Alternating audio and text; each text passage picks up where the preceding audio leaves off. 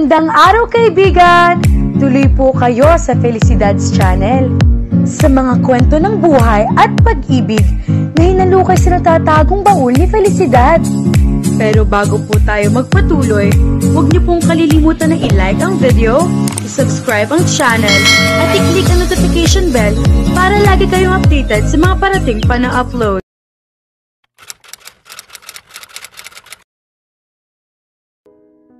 Masayang pumasok sa opisina si Josh kinabukasan. Hindi iyon nakaligtas sa paningin ni Melody. Nagduda tuloy siya na nagkamabutihan ito at si Kat sa loob lamang ng napakaikling panahon. "Miss Pascual, coffee please." Anito pagdaan sa cubicle niya bago tumuloy sa opisina. Nag-iisip pa rin siya habang nagtitimpla ng kape. Nang matapos ay kaagad niya iyong dinala sa desk nito. "Ito na ho ang kape nyo," malamian niyang sabi. "Thanks." Agad itong uminom ng kape upang masira lamang ang mukha ng malasahan iyon. "May sugar ba to, Miss Pascual?" Kunot noong tanong nito. "Ha?" Nanlaki ang mga matang tanong niya. Mukhang nakalimutan nga niya iyong lagyan ng asukal. Nagmamadali niyang kinuha ang mug at dinala sa push tray kung saan naroroon ang lalagyan ng kape at asukal. Iiling-iling si Josh nang ibalik niya ang kuswelo. "I think you're out of your mind." Komento nito. "May problema ba?" Sunod-sunod na iling ang pinakawala niya bago nagmamadaling lumabas ng silid. Nag-alala siyang baka mabasa pa nito ang kanyang iniisip. Kagat ang daliri na naupo siya sa kanyang upuan. Pilit niya binura sa isip si Josh nang balikan niya ang kanyang ginagawa. Uwian na nang muli siyang lapitan ni Josh sa kanyang cubicle. "May mga take-home works ako eh. Pwede mo ba akong tulungan?" Tanong ni Josh. "Sure," sagot ni Melody.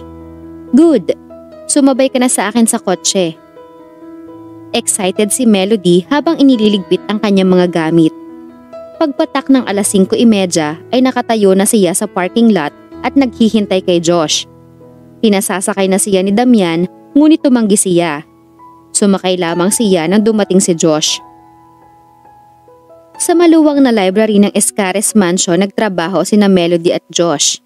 Sangkatutak na papeles ang kailangang pirmahan ni Josh. Naroroon din ang iba't ibang papeles sa mga proyekto nito na kailangang i-organize sa isang folder. Hawak-hawak ni Melody ang salansan ng mahahalagang dokumento nang bigla na lamang dumula sa kamay niya ang mga iyon. Dahil hindi naman naka-fastener, ay hiwa-hiwalay ang mga iyong bumagsak sa sahig. Tarantang isa-isa niyang dinampot ang mga nagkalat na papel. Nagulat na lamang siya nang makitang nakaluhod na rin si Josh sa harap niya at tinutulungan siya sa pagdampot sa mga papeles. "Next time, take an extra care." Mahinahon itong sabi. "Ngayon ay kailangan pa nating ibalik sa tamang pagkakasunod-sunod ang mga ito." Namula si Melody sa hiya. Hindi tuloy siya makatingin dito ng diretsyo dahil alam niyang nakatingin ito sa kanya. Kamuntik na siyang mapasigaw nang bigla nitong hawakan ang kamay niyang dumadampot sa mga papel. "I'm sorry." Pagkuway mabilis nitong paumanhin, sabay bitaw sa kamay niya. "Hindi ko sinasadya." "It's okay," tanging sabi niya. Tahimik nang inaayos ni Melody ang mga papeles sa isang folder nang biglang tumunog ang telepono sa ibabaw ng desk ni Josh. Iniangat ng lalaki ang auditibo. "Kat!" Nakangiting sabi nito nang magpakilala ang nasa kabilang linya. Lihim siyang nagngingit-ngit habang nakikinig sa mga sinasabi ni Josh sa kausap. Wala naman siyang marinig na palatandaang may balak itong ligawan si Kat, ngunit inaatake pa rin siya ng selos. Gusto na niyang agawin ang cordless phone at kausapin si Kat na tigilan na ang paglalandi sa kanyang amo. Hindi naman nagtagal ang conversation na iyon. Marahil ay pinahalata ni Josh na busy ito sa trabaho.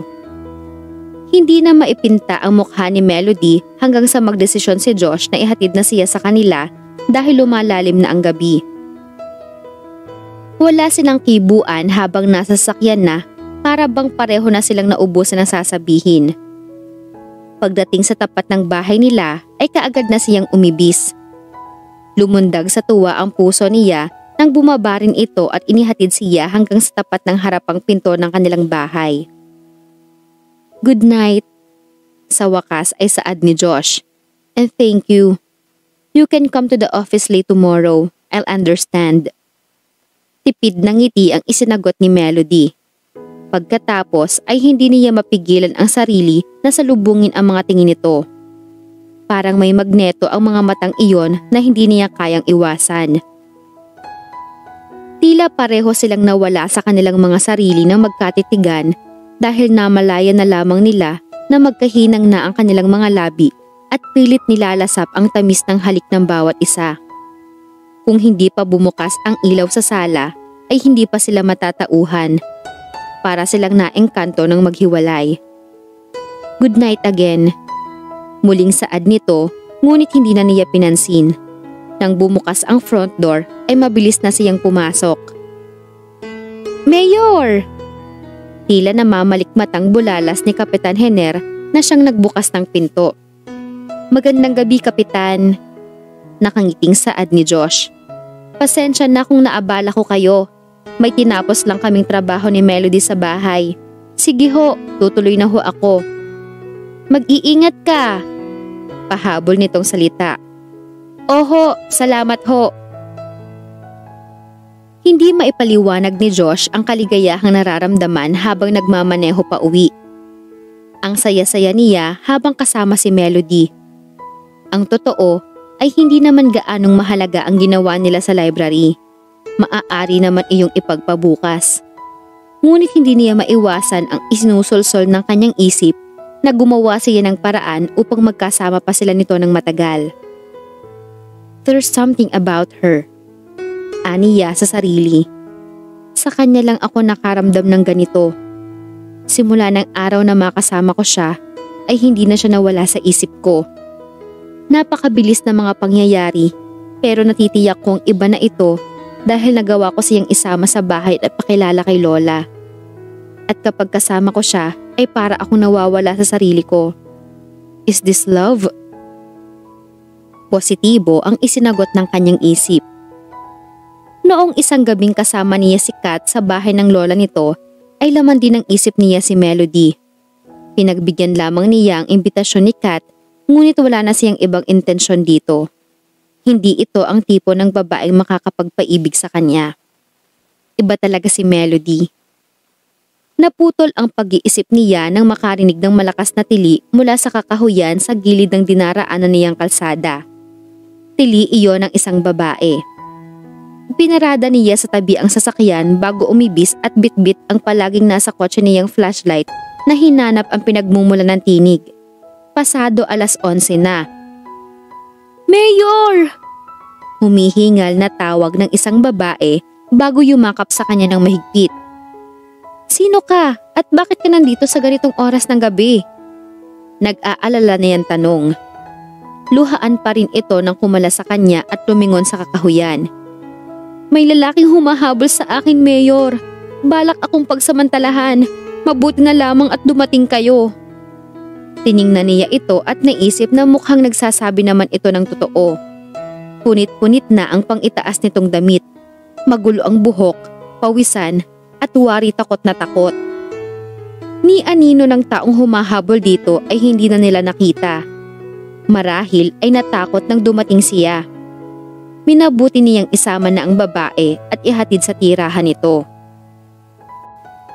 Kinabukasan ay dumating sa munisipyo ang pamilya ni Thea Cueto. Ang babaeng nakita at tinulungan ni Josh sa kakahuyan. Kasamang nagreklamo ng babae ang pamilya nito. Nalaman ni Josh na ginabi ng uwi si Thea dahil sa pinuntahang sayawan. Hinarang ito ng isang lalaki at pilit na hinila sa kakahuyan. Mabuti na lamang at lumaban ito at nagpumilit tumakas hanggang sa makarating sa malapit sa daan. Doon na niya ito nakita. Usap-usapan ng may gumagala raw na rapist sa Santa Monica. Isang lalaking mahirap makilala dahil sa itim na maskara na ang nakalantad lamang ay ang mga mata at ilong. Isang bagong dilema iyon sa kanya. Nang araw na iyon ay kinausap ni Josh ang hepe ng pulisya at si Kapitan Henner. Bahala na ang mga itong maghatid ng mensahe sa mga nasasakupan niya na kailangan magronda sa Santa Monica, lalong-lalo na sa gabi. Sa madidilim na bahagi ng barangay ay magbabantay ang mga barangay tanod at gayon din ang mga pulis. Hindi siya mapapalagay hanggat hindi nahuhuli ang masamang taong iyon na gumagambala sa kapayapaan ng Santa Monica. "Huwag ka nang magpapagabi sa daan, anak." Paalala ni Kapitan Henner kinagabihan matapos ang hapunan. Kasalukuyang naghuhugas ng mga pinggan si Melody sa kusina habang nagkakape naman sa mesa ang kapitan. Delikado ang mga babae rito hanggat hindi nahuhuli ang rapist na yon. Hindi uubra sa akin ang kung sino mang manyakis na yon. May pagmamalaki niyang turan. Baka gusto niyang gawin ko sa kanya ang ginawa ko sa dati kong boss. Humanda siya sa akin. At saka, hindi naman ako ginagabi sa daan ng walang kasama eh. Kung nag-o-overtime naman kami ni Joe, Mayor, inihahatid naman niya ako dito. Napangiti siya sa sarili dahil kamuntik na naman niyang matawag sa pangalan si Josh. Napatingin tuloy sa kanya ang kanyang papa. Maya-maya ay iiling-iling na inubos nito ang natitirang kape sa tasa. "Oh, iiwan muna kita dito ha," paalam nito. "Titingnan ko lang ang mga nagrorondang tanod. Magpapadala raw si Mayor ng rasyong pagkain para sa kanila. Isarado mo na ang pinto." "Opo, sige ho." Isinara muna niya ang pinto bago nagpatuloy sa ginagawa. Habang nagsasabon ng mga pinggan ay nasa isip pa rin niya si Josh. Hindi niya ito gaano nakausap ng araw na iyon dahil sa kaabalahan nito sa trabaho at sa pagpaplano ng magandang paraan upang mahuli ang rapist. Hanga na siya sa dedikasyon nito sa trabaho. Naputol ang kanyang pag-iisip nang makarinig ng sunod-sunod na katok sa pinto. Marahil ay bumalik na ang kanyang ama. Naghugas siya ng mga kamay bago binuksan ang pinto at napatda siya nang makita si Josh. "Hi," nakangiting sabi nito. Gusto niyang itago ang sarili ng mga sandaling iyon dahil ang suot niya ay isang maiksing shorts at sando. Magulo ang buhok niya dahil ang ilang hibla ay humalugpos sa pagkakatali. Wala siyang make-up at hindi niya alam kung magiging maganda pa rin siya sa paningin ni Josh. Sa kapiglaan ay bigla niyang naisara ang pinto na hindi man lamang pinapapasok ang lalaki. Pagkatapos ay napatakbo si Melody sa silid at nagbihis ng medyo maayos na bestida. Inayos din niya ang sarili sa harap ng salamin. Nang matapos iyon ay nalungkot siya nang maisip na baka nakaalis na si Josh. Ngunit nang muli niyang buksan ang pinto ay nakita niyang nakatayo pa rin ito sa labas. "Hindi naman ako magtatagal," paunang sabi nito. "Nakausap ko kasi ang tatay mo sa barangay hall. Tumutulong siya sa pagbibigay ng mga pagkain sa mga tanod. Naisip kong nag-iisa ka lang dito, kaya naisip kong puntahan ka. Alam mo namang delikado ang mga babae ngayon dahil sa rapist." "Hindi, okay lang," nahihiya niyang sabi. "Nagulat lang ako kanina." "Mukha ba akong rapist?" Papiro nitong tanong. "Of course not," mabilis niyang sagot. "Kaya lang ay pawisan ako at..." Napatampal siya sa noo. "Never mind. Anyway, gusto niyo ho bang magkape muna? Halika kayo sa loob." "Thanks." Tahimik itong tumuloy sa loob. "Pasensya na ho kayo dito sa bahay namin," aniya habang tarantang inaayos ang mga newspaper sa mesita. "Hindi pa kasi ako tapos maglinis sa kitchen. Teka sandali, ikukuha ko kayo ng mainit na kape." Nagmamadali siyang nagtungo sa kitchen at nagtimpla ng kape. Pasulyap-sulyap siya sa sala. Hindi niya mapigilan ang malakas na pagsikdo ng kanyang puso. Hindi niya alam kung magagawa niyang kumilos ng normal habang nasa kanila si Josh. Hindi siya makatingin ng diretso sa lalaki sa tuwing naaalala niya ang minsang pagkakalapit ng kanilang mga labi. Ano kaya ang iniisip nito tungkol sa kanya? Baka isipin nitong cheap siya, easy to get, flirt. Nang bumalik siya sa sala ay nagbabasa na ito ng dyaryo. Ibinaba niya ang tasa ng kape sa mesita. Ano ho naman ang ginagawa niyo sa barangay hall sa ganitong oras ng gabi? Sumulyap siya sa maliit na wall clock. 8:00. Malapit lang ang barangay hall sa kanilang bahay. Ako ang personal na naghatid ng mga pagkain, sagot nito. Nagdala ako ng coffee, canned goods at kung ano-ano pa para naman may midnight snack naman ang mga nagrorondang tanod. Kasama ko si Damian, kaya lang ay iniwan ko na sa barangay hall. Ganun ho ba? Baka ho gabihin na kayo at pinauuwi mo na ba ako? Formal nitong putol sa sinasabi niya. Hindi naman ho, kaya lang ay... At wala naman tayo sa munisipyo para hohoin mo pa ako ng hohoin. Muling putol nito sa kanya. Baka naman pwedeng Josh na lang.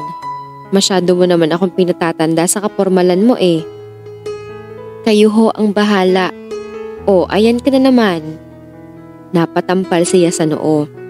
Sorry, hindi lang ako sanay. Luluwas nga pala ako sa Manila next week. Pagkuway saad nito.